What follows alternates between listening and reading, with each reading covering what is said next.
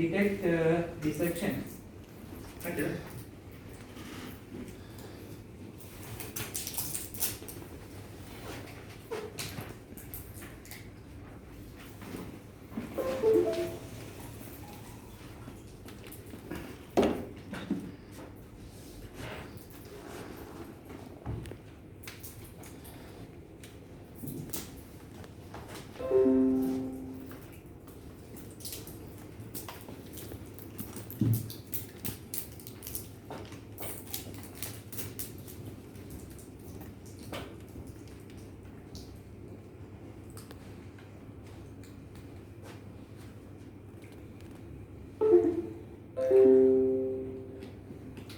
Okay, so welcome to this presentation. It's my pleasure to speak here at the Gallery Conference. And thank you very much for attending this presentation. My name is Frieder Lemp, and I'm a professor in negotiation at the IESEG School of Management, which is based in Paris, in France.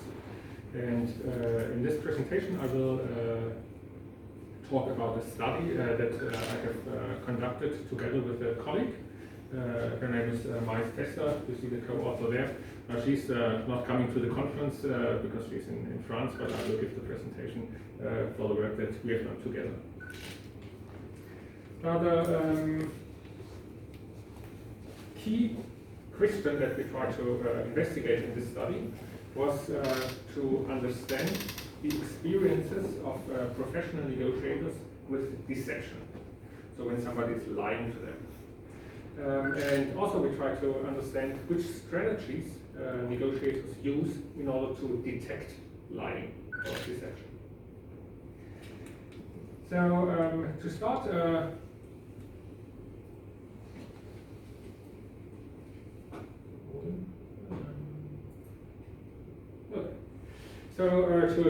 I want to give you a little bit of background, what we exactly mean by deception and also what we mean by negotiation. So I will give you kind of the definitions that we used for the purpose of this study. And for the deception, we used the definition by Rubin. He said deception is a message knowingly and intentionally transmitted by a sender to foster a false belief or conclusion by the perceiver. So if somebody sends a message or communicates in a negotiation to somebody else, and the purpose of this communication is to create a false belief in this person's mind, this would be deception. Now in the literature they distinguish different forms of deception. So the three main different types of deception are omission, commission, and paltering. Probably the most known form of deception is commission. So what that means, it's an active lie. So if somebody gives you a wrong statement, which is a false statement, which is not true, and actively they say this. So for instance, if in a negotiation somebody is presenting you some numbers, and the numbers are simply wrong, they are false numbers. This would be a form of commission. Another form of deception is what's called omission. Omission is if somebody withholds information from you. So, for instance, if you negotiate with somebody and I know that you have a certain belief, for instance, about certain numbers, and this belief is wrong, and I do not inform you or update you that this information that you have is actually wrong. This would be a form of omission. So I'm not actively saying something wrong, but I'm withholding information from the other side. And the third form of deception that is often discussed is what's called paltering. Now, paltering is a form of deception where you say something which is strictly speaking true, but you know that the other side will interpret it in a wrong way, so they will actually have a false belief. And one example that is sometimes given here for paltering in the literature is Bill Clinton, the former US president.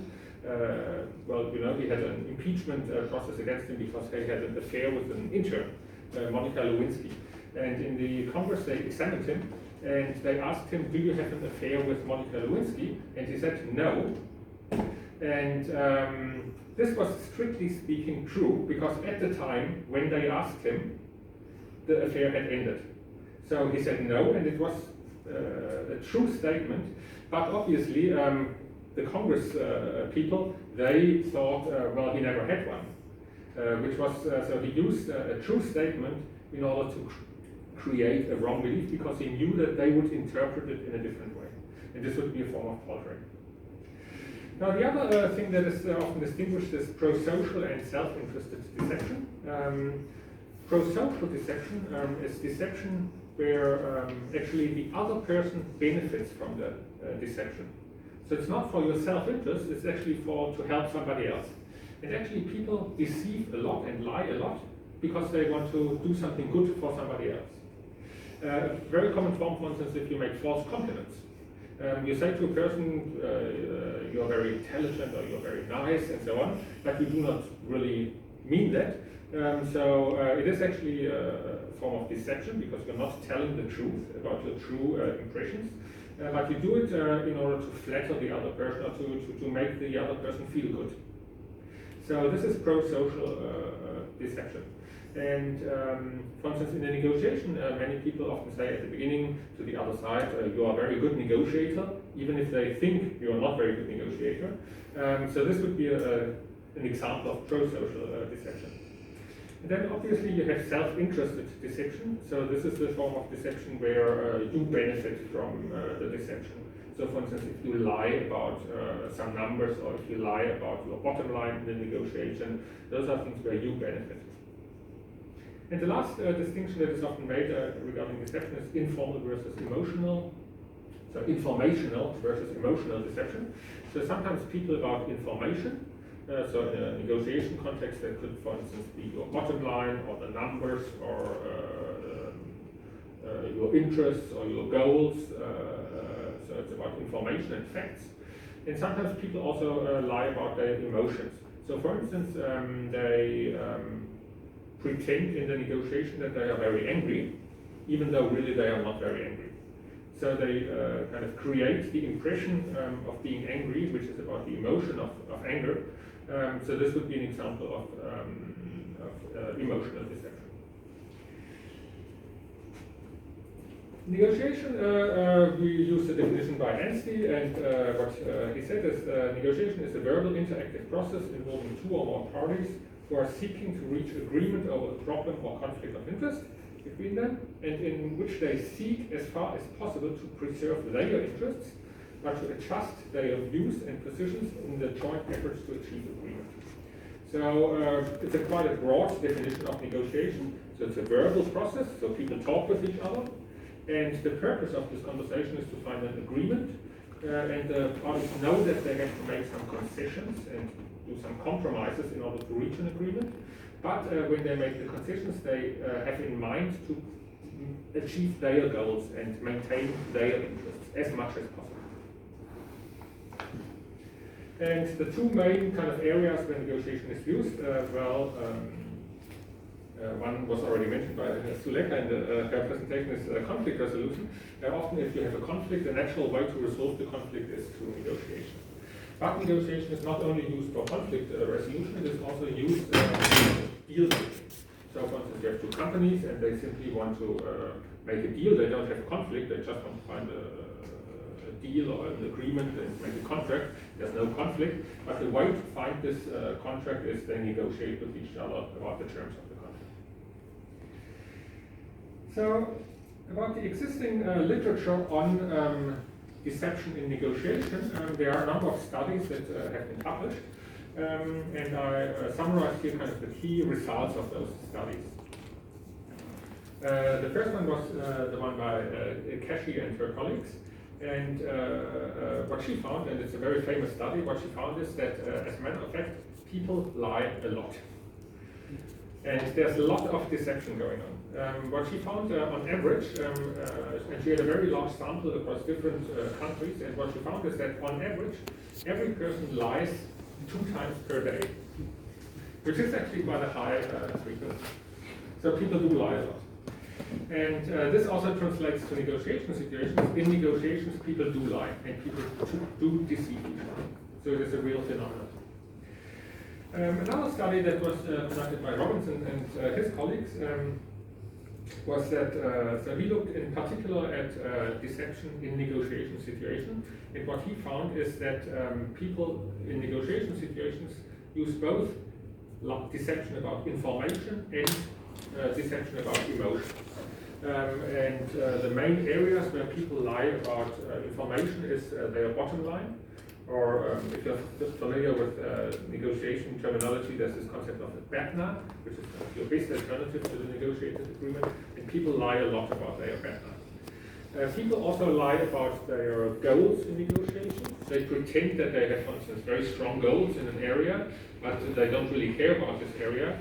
But by pretending that they have very strong goals, then they can say, well, I make a concession here, and then they get something in return, and they make the concession in an area where they don't really care about, even though they said they care about it. So it's an informational deception.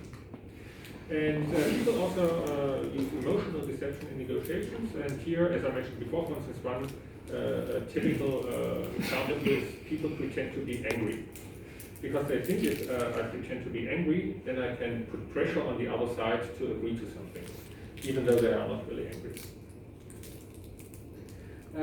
What Gaspard and his colleagues found was that when you look at the lies in negotiation situations, the majority are actually pro-social lies.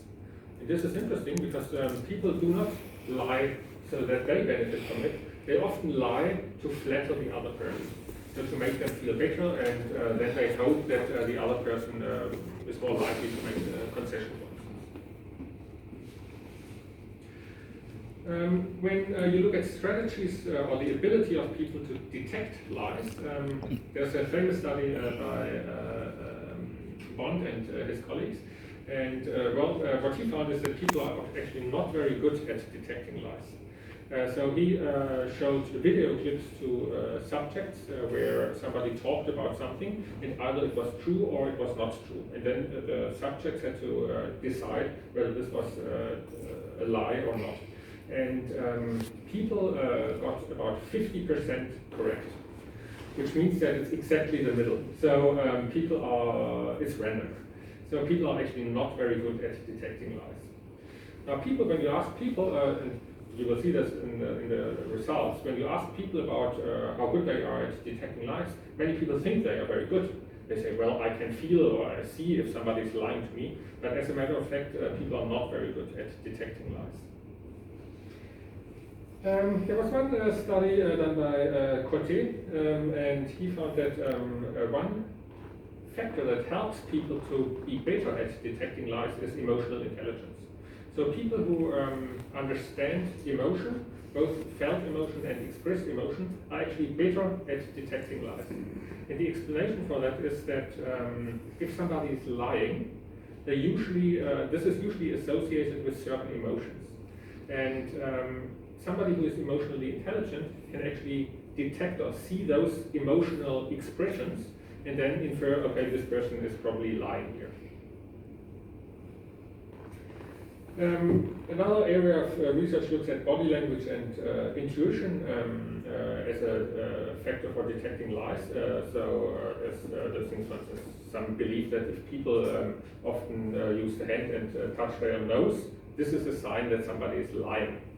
Now, just one example. Or some other people think that, for instance, if somebody is never looking into your eyes, this is a sign that this person is lying. Now, overall, those strategies are actually not very good as well, because it depends very much on the situation, on the culture, on the context. Body language is not kind of a one-to-one interpretation of whether somebody is deceiving you or not deceiving you. So it's actually not a very good predictor. And similarly, intuition. Many people think that they intuitively know if somebody is lying to them or not, but actually it's not the case. Intuition is not a very good predictor for detecting deception. Now the best strategy for detecting deception in the literature that was identified is actually to look at the verbal consistency of what a person is telling you. So you need to listen what they are telling you, and if they are contradicting themselves, this is a good indication that they are deceiving you or that they are lying. So it's really the information or the consistency of the statements that they give you. So looking at the kind of existing findings, we came up with a research question. So first of all, what we noticed in the existing studies All of them were actually experimental studies or laboratory studies. There's no single study that actually was a field study where they talked to real negotiators about their experiences. And this is what we wanted to add to the existing body of literature. So our research question was, how do professional commercial negotiators, so we limited it to the field of commercial negotiation, experience deception in negotiation situations, and which strategies do they use to detect it? And our study was an interview study. So we used a qualitative design, and we used semi-structured interviews, and we had in total, I think about like 25 questions. But because it was semi-structured, we also adjusted them to the conversation that was evolving during the interviews. Just kind of you get an idea about the questions we asked. So we asked at the beginning some demographic questions about kind of age, how long they have been working in their field, and so on. And then we talked a number of questions about their experiences of deception in negotiation. So we had questions, for instance, whether it happened to them that somebody lied to them, but we also asked them whether they themselves actually used deception in the negotiation. And then we asked them a number of questions about the factors or cues that reveal deception. So we asked them, when you are in a negotiation situation and you think that somebody is lying to you, how do you know that this person is lying to you? What are the signs or what are the cues that you see from that person that make you think this person is lying to you? And then lastly, we asked questions about which strategies they use to detect deception. So this was kind of our interview guide. In terms of the sample, we interviewed in total 20 professional negotiators, and the sample was well, there were more men, so it was like only 35% of female negotiators and 65% male negotiators. In terms of years of experience, there was quite a big range. So we had some very senior negotiators who had already negotiated for 35 years, and others who had only negotiated for 3 years. Because we only looked at commercial negotiators, the two key roles that those people had were either a buyer or seller. And in the sample we had 40% buyers and 60% sellers. So it was roughly half-half. And in terms of age, again there was a range. So the youngest negotiator we interviewed was 25 years old and the oldest was 65 years old. So there was a big range. Here's just an overview of the sample. So in total, you see what's maybe most interesting here is the different professions that they had. So you can see that they had different levels of seniority, for instance, the director general, but then also more kind of middle management, like export manager, partnership manager, product manager, those kind of roles, account manager, and so on.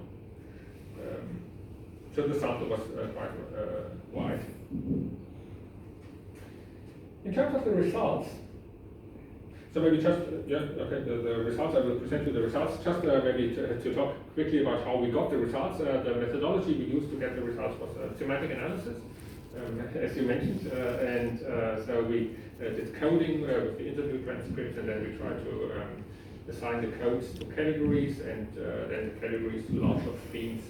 And what we found in the end was that there were 14 themes emerging from the interview data, and we could categorize those 14 themes into 3 big clusters.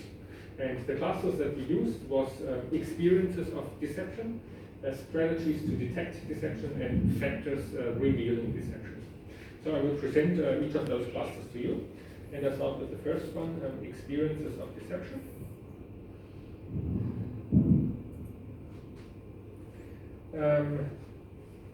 In this cluster we identified 4 themes. The first theme looked at the frequency of how often people feel that they are deceived in a negotiation situation, and how often people do actually deceive the other party.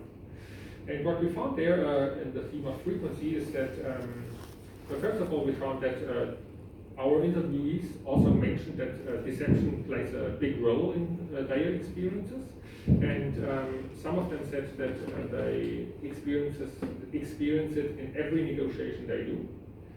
In terms of whether they used deception themselves, there was a range. Some said, I never lie, I'm always honest, and I don't use this because I don't like it and I don't feel good doing it. But others said they use it and they lie a lot. So to give you one example, which was a bit of an extreme example of what one person said. So just one person, for instance, said, personally, I lie all the time. This was probably the most extreme response that we got regarding the frequency of deception.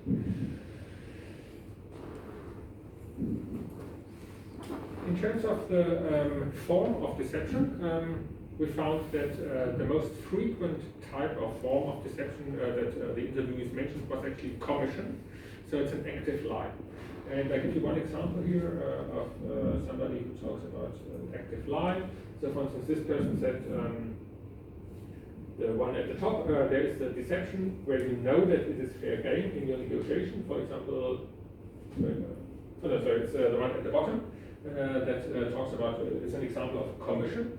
You lie about production times, for example. You know that, for example, you are told internally that the deadline will be 3 months. You announce 2 months because you know that your competitors or the market requires you to deliver in 2 months.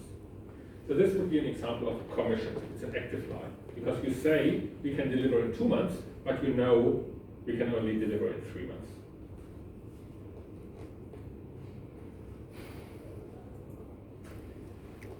We also got quick answers from our interviews how they interpreted deception that they experienced. And here there was it was interesting because some people actually accepted certain types of deception, but thought other types of deception are non-acceptable or unacceptable. And I give you one example here. For instance, one person said, this was the one at the top. There's the deception where you know that it is fair game in negotiation, so it's acceptable, it's okay. For example, you are not going to give your target straight away. So in a negotiation, people think it's okay if somebody deceives about the target at the beginning of the negotiation process. Because they say it's fair play, and in a negotiation you don't put all your numbers on the table immediately. So it's accepted to deceive about your target. And then there's the other deception, the real deception. So it looks like this interviewee distinguishes between fair game deception and real deception, which is not acceptable. And the last result regarding the experience relates to how people see the consequences of deception. So if deception appears in a negotiation, what are the consequences? And what we found there was that many people actually said the consequences of deceiving are actually bad for the person, him or herself, who is doing the deception. So they said often, for instance, I use a lie, and maybe I get what I want, but I feel bad about it. So the consequences are often negative for the person using deception. Or what also many people said is that if the other party finds out about the deception, then as well the consequences are very bad for the person who actually used the deception. However, there were also some interviewees who said if an agreement is reached and the agreement is fine, then we don't care about the consequences. So even if the agreement was based on deception, once it's reached, it's okay. So I'll give you one example here. This person said, for instance, my interest is that he signs, so if he signs, I will not react to deception. I don't care. Because he signed and this is all I want. So this was kind of the results regarding the experiences. We also got many answers about the cues or factors that people thought reveal deception in negotiation situations. And here we had 4 themes. One we called environmental cues, emotional cues, verbal cues, and physical cues. Verbal cues have to do with how somebody talks in the negotiation. And our interviewees thought that they can see if somebody is lying or not based on the words this person is using, or the sentences, or the voice that this person is using, the verbal style. So I'll give you one example from the interviews. For instance, one person said, where is it?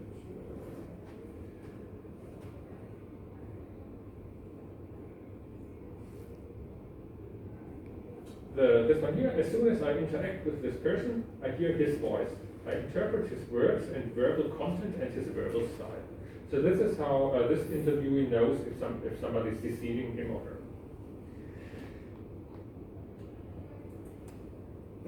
The other type of cues that people talked about were physical cues.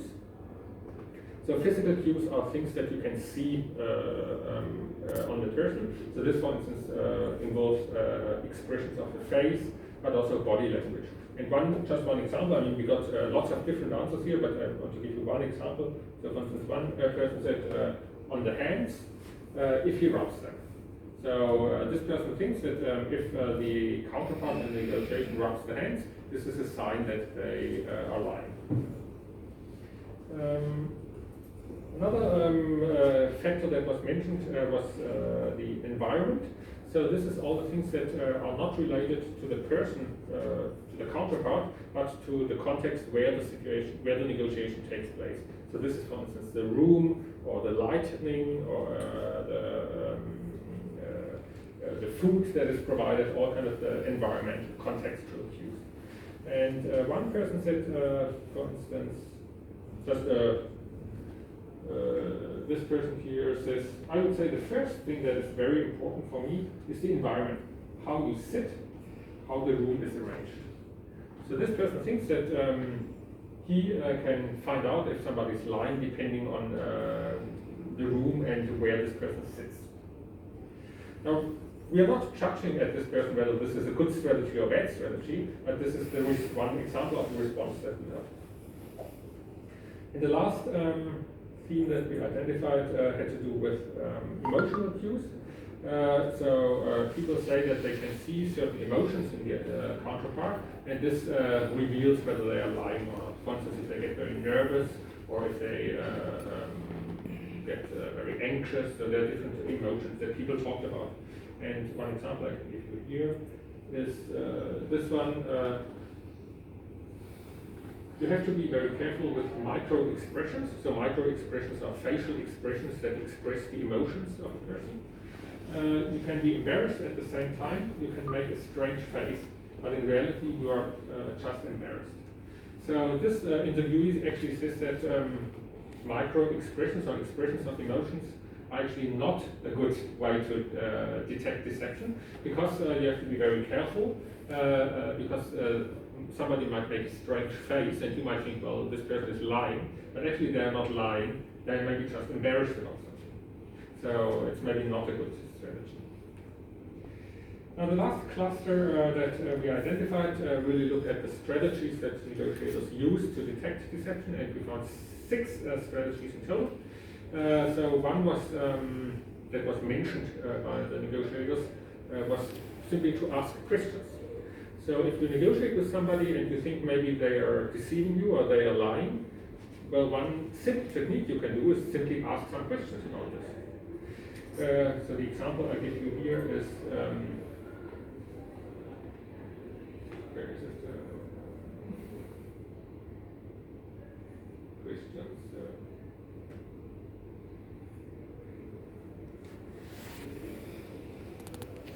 Here at the top. In fact, you see deception because you are going to ask key questions. This is often not a basic question, but often quite specific questions. So this interviewee talked about asking very specific questions. Then if the counterpart cannot answer them or gives different answers, then you know, okay, maybe they lied to you. Another technique that is used and was mentioned is listening. So people think that if you are very good at listening to what the other person is saying, this can actually help you to understand whether they are lying or not lying. So one person said here, in the middle, you have to be able to listen, to read between the lines. So this person talks about listening as a key strategy. Other strategies we found was checking the consistency. And this is something that is also talked about in the literature, as I mentioned before. And our interviewees also used this technique, even though they did not know the theories in the literature. So one person, for instance, said, just give you an example.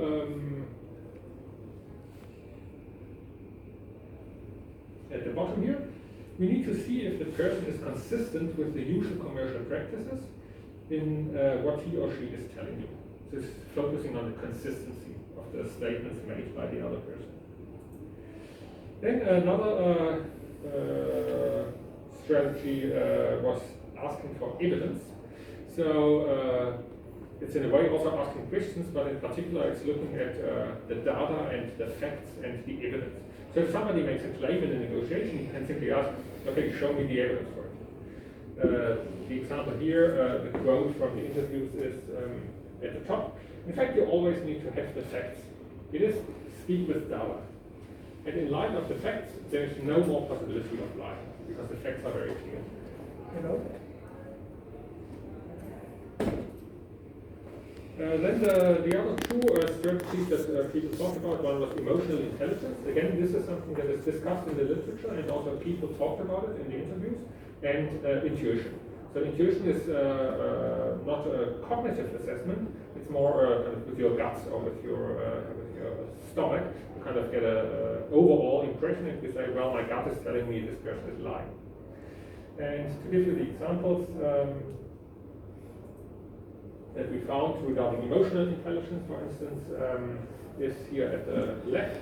So emotional intelligence is useful from the moment you say to yourself, is the guy cold because it is his nature, or is he really a fake cold person? And emotional intelligence helps you to know kind of what does this coldness of the other person mean. Does it mean it's a fake person, or is it because this is the personality of this? And intuition is here on the right-hand side, the example. You have to listen to your intuition. There are a lot of things that cannot be analyzed rationally. So this is what one person said in our sample. Now the last slide I want to share with you is, so these were kind of the results, the different themes that we found on the data. Now, when we looked at kind of all those results and all the responses, we came up with a list of recommendations. And first of all, we recommend that commercial negotiators actually do take into account and pay more attention to deception. So in our interviews and also in the literature, we found that deception is an important phenomenon. But on the other hand, if you train to become good negotiators, often there's very little about deception. And also commercial negotiators, they said, well, it happens all the time, but actually we don't know how to deal with it. And this is why our first kind of general recommendation is it's really something that people need to look at if they want to be successful commercial negotiators. And related to that is our recommendation to managers and companies that they actually provide special training courses specifically on the topic of deception in negotiation. Or at the minimum, if you have a training course in negotiation, have maybe one unit dedicated to detecting of deception in the negotiation. Now, what we also found, one recommendation that we have is that, and this is mainly based on the recommendations found in the literature, but also reflected to some extent in our interview data, is that overall, conscious cognitive strategies, such as, for instance, checking the consistency, are actually better compared to unconscious intuitive strategies. So relying on your intuition or thinking that you can kind of interpret the micro expressions of the other person. So it's better actually to focus on the cognitive and conscious strategies. Regarding intuition, we found, and this is also why we recommend this, is that intuition is particularly dangerous for new negotiators or novice negotiators. Now, if you have negotiated for 35 years, then you might actually have developed a good intuition because you have so much experience, and probably you get kind of an intuition for if somebody's lying to you or not. But if you just start as a negotiator, it's actually very dangerous to say, well, I think this person is lying. based on my intuition because you don't have the experience. Because good intuition is based on experience. And the last recommendation that we have is commercial negotiators should adjust their response to attempts of deception to the deceiver's cultural background. Now this is something that we had actually not originally intended to investigate, but some of the people that we interviewed talked about the cultural dimension of deception. And what they said is that, for instance, what is accepted and what is not accepted regarding deceiving somebody in a negotiation can vary across culture. So this example that was given here was, for instance, in some cultures, it is very impolite to say no. One culture that was mentioned here was, for instance, East Asian cultures like Japan or Korea, where apparently in a negotiation it's actually not polite to say no. And this is why often negotiators say yes, even though they don't actually mean yes. Now, if you come from, say, from a Western country, you might think that they are actually lying because they say yes, but what they mean is no. And you might think, well, they are liars, they are bad negotiators, but it's actually a cultural phenomenon. So it's more the fact that they cannot say no, and this is why they have to say yes, and you basically have to interpret the yes that they say as a no. But you can only do that if you have the cultural knowledge and cultural background and experience. So our recommendation is basically for negotiators to also be a little bit careful and, well, hopefully know a lot about the different communication tools in different cultures, and that will help you to better kind of adjust your strategy to detect deception. This is our last recommendations. Thank you very much. That's the end of the presentation. So if you have any questions or comments, please share. So thank you very much, Dr. Lemp, for your very interesting presentation. So let me first ask some questions, especially, yes, I would like to know what are the research limitations for your findings. So I think you have considered some of the organizations, so then is it within the particular sector or any particular commercialized sector? What about the industry sector? Yep, that's a very good question, and obviously there are some limitations to this study. So first of all, we only looked at commercial negotiation. So there are many different other forms of negotiation, political negotiation or legal negotiation and so on. We only looked at commercial negotiation, so it's limited only to the domain of commercial negotiation. In terms of industry sectors, we had, I think, a very wide range of industry sectors. We had different companies from all different sectors. Also in terms of company size, we had different sizes. We had some very big companies and some rather small companies. So I think in that regard, the results kind of are more generalizable. However, another kind of key limitation is that all the interviewees were French people, which means that it's also limited to the French culture and French context. Another limitation, and this is, I think, the key limitation, the main limitation that I see, the most important limitation, is that doing interviews and asking people about how their strategies for detecting deception, we actually could not verify if what they say is actually true or not. So if they say, well, I'm very good at detecting deception because I have all those strategies and I always know, well, maybe it's true, maybe it's not, because we don't know. We don't have data about the negotiation itself, and we don't have data from the other party. So this is obviously a limitation that we have. We cannot verify whether what they say is true or not. On the other hand, this was quite useful because we wanted people to be quite open about the strategies that they use to detect deception. And if you do a qualitative study and give the people a space to talk about everything they want, basically, a lot of those strategies might come out that would not come out, for instance, in an experimental design. In an experimental design, on the other hand, you can control, obviously, the information that is given to the person, so you can actually control whether it is a lie or not. But we could not do that. And I also wanted to ask, of course, your findings had some practical and social implications, and I would like to know, have you developed any theoretical concepts, or are there any theoretical implications? Yes, we do also have theoretical implications. I did not include them in the presentation because it was too long, and I thought the more interesting one or the practical one. So we did not actually develop new theory, but we compared our results with existing theories. So mainly with the literature that I mentioned at the beginning. And what we found here is that in some respect our findings did confirm those theories. So for instance about the frequency of deception, what we felt, for instance, the distinction between the three different forms, omission, commission and peltering. What we found there is that some examples that the people used in the interviews did actually not fit into those three categories. So this might be an addition to the theory, because we say maybe those three categories are not good enough, and we need to add another category. The other probably slightly different result that we got from the theory is regarding the usefulness of emotional intelligence and intuition, in particular intuition, because basically the theory says intuition is not very good, but many people that we interviewed said my intuition is very good. So this is probably a contradiction between the existing theory and our results.